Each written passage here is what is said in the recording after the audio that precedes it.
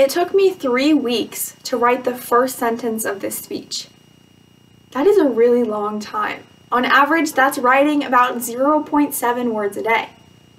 Now, why, you might ask, did it take me 3 weeks to write a sentence? Aren't I in speech and debate? At first glance, it's just typical procrastination. It takes me forever to get started, and then miraculously, at the last minute, everything gets done. But if I look a little bit deeper, the real reason that it took me 3 weeks to write a sentence is that I needed that sentence to be perfect. I'm a major perfectionist, and while this has its benefits, it also creates a lot of unnecessary pressure.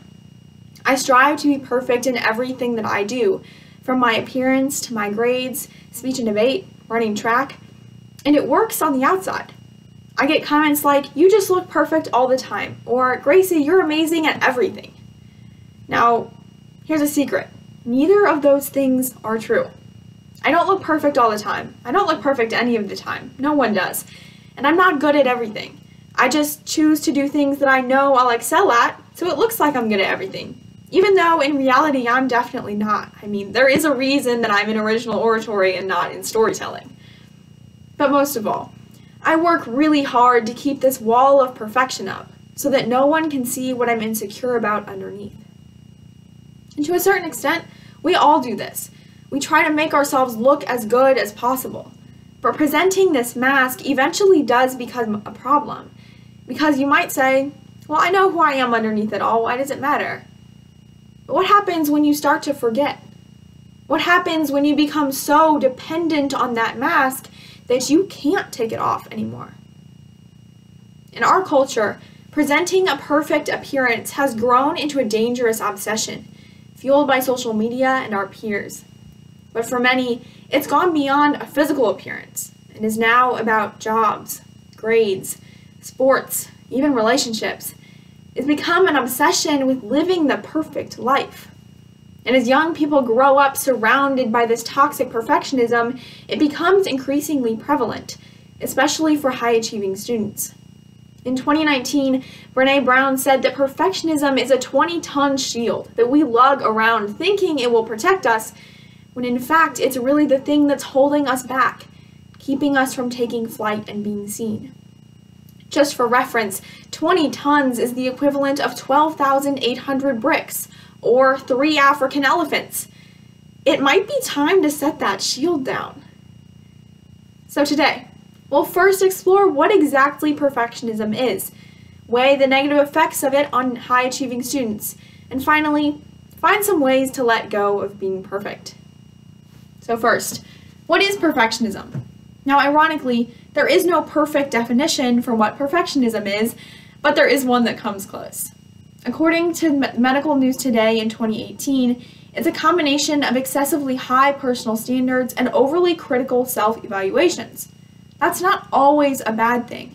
A 2019 study published in the Educational Psychology Review found that students who are perfectionistic performed higher than their peers who weren't. But there is that other side to perfectionism, one where, according to the conversation in 2018, perfectionists need to be told that they have achieved the best possible outcome. And when that doesn't happen, they experience psychological turmoil because they equate mistakes and failure with inner weakness and unworthiness. That's an example of maladaptive perfectionism. According to Northwestern in 2019, with maladaptive perfectionism, the goals aren't just high, they're impossible to achieve. And for that reason, failure is often guaranteed, even though a top priority is still avoiding failure at any cost.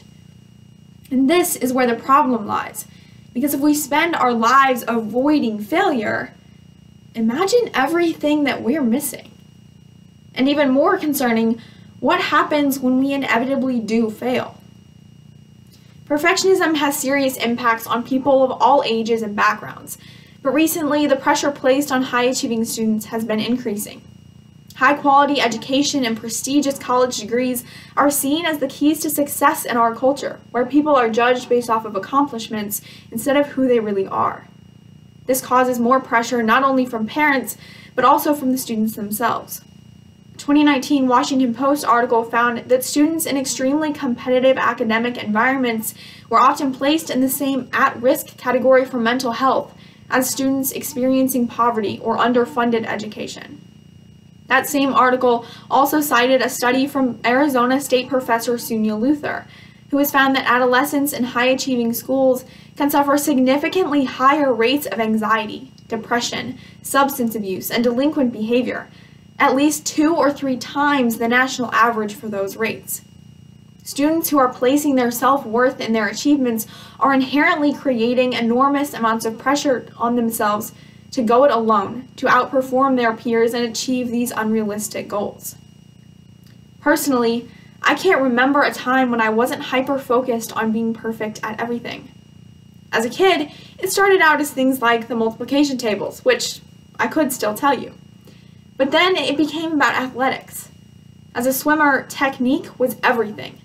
And so the closer and closer I got my technique to being perfect, the better and better results I saw, and the more and more praise that I got. And people started talking about this determination. But for me, that wasn't determination, that was a compulsion. That was avoiding failure at any cost. But the praise kept coming and the positive results kept coming, so I figured, why not be a perfectionist in every other part of my life too? This is going pretty well. So it became about my body, it became about my appearance. Freshman year, it became about my grades and my personality too. Now, for those of you wondering how you can have a perfect personality, it's actually not possible. I've tried, it doesn't work. But what I did try to do was, avoid conflict, be friends with everyone, really friendly, all that. But not only did that result in me not being able to stand up for myself, that was in addition to having straight A's and being perfect in athletics. So you might be thinking, wow, that's really unrealistic. Yeah. So when I couldn't achieve that goal because it was impossible, I would just keep trying and trying and trying, digging myself deeper and deeper into this hole I was creating and dragging my mental health down with me. But that isn't what I showed people. All they saw was that perfect determination and work ethic.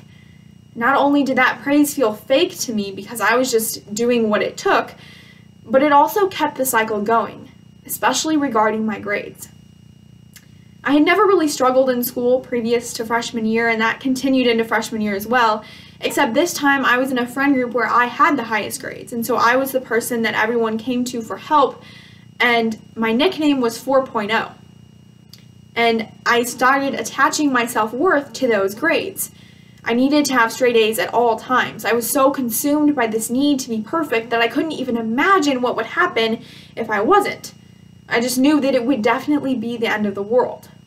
Even though looking back, I can tell you that the only thing that would have happened was that I would have lost a dumb nickname. I mean, who really wants to be called 4.0?